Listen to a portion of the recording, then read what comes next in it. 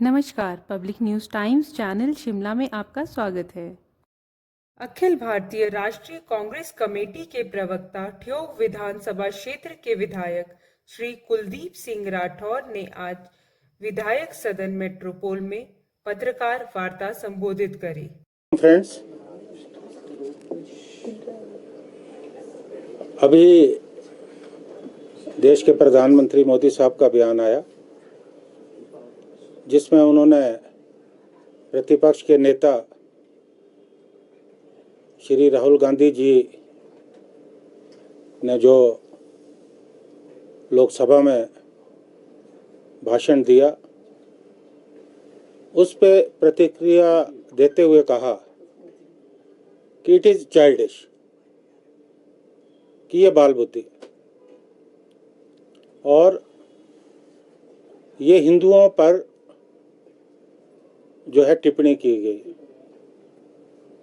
मुझे उनके और तमाम भारतीय जनता पार्टी के जो नेता हैं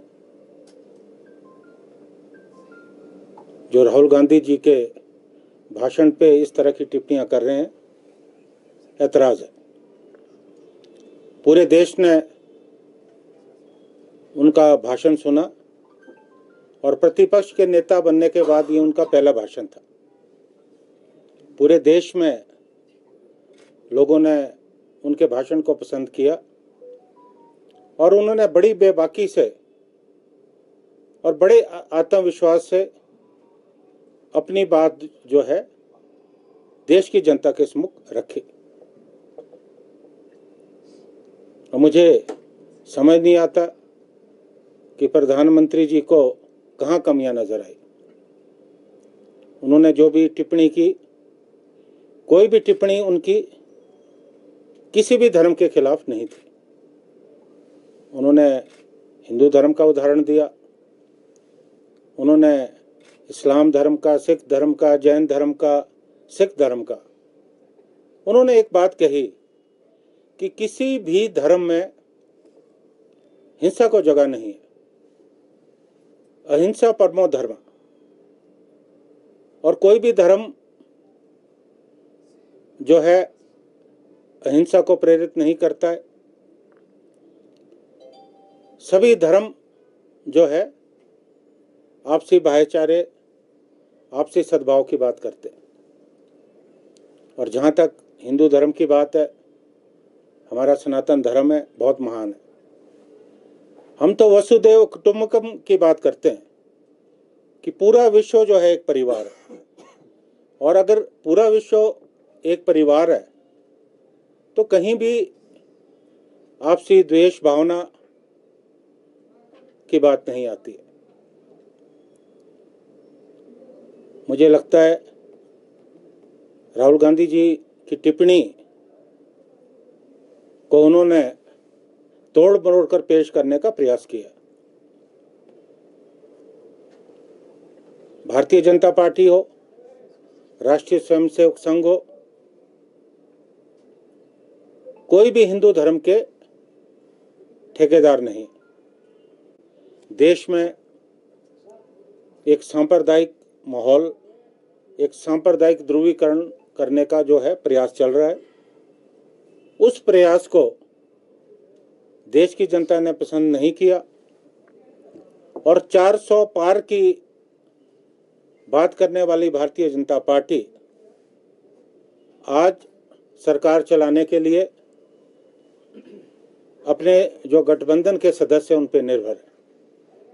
और ये हताशा आप प्रधानमंत्री जी के चेहरे पे साफ तौर पे देख सकते हैं। और राहुल जी ने जो कहा उस सदन की कार्रवाई से निकाल दिया गया, ये भी गलत है। क्योंकि मैंने स्वयं पूरा भाषण देखा, कार्रवाई मैंने सुनी। जो दूसरे भारतीय जनता पार्टी के नेता हैं उनकी टिप्पणियां भी बड़ी आपत्तिजनक रही हैं। अनुराग ठाकुर जी का मैंने सुना, बड़ी आपत्तिजनक थी। लेकिन सदन की कार्रवाई से राहुल जी के भाषण को के कुछ अंश उनको निकालना अपने आप में एक अलोकतांत्रिक कदम है। कांग्रेस पार्टी देश की एकता, अखंडता, धर्मनिरपेक्षता में विश्वास रखती है।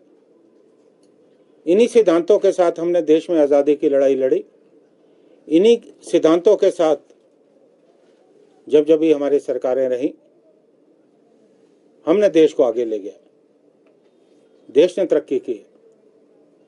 और मुझे लगता है कि एक मजबूत विपक्ष की भूमिका देश की जनता देखने वाली है। और जो पिछले 10 वर्षों में जो मनमर्जी चली रही, जो तानाशाही चली रही, आज प्रतिपक्ष की तरफ से मजबूत जवाब जो है सरकार को मिलने वाला है। और हमें विश्वास है कि राहुल गांधी जी ने जिस परिपक्वता के साथ मुद्दों को रखा है और आने वाले समय में देश में बढ़ती हुई महंगाई, बेरोजगारी, कानून व्यवस्था, भ्रष्टाचार अहम मुद्दे, इन पे वो मजबूती से अपना पक्ष जो है लोकसभा में रखेंगे।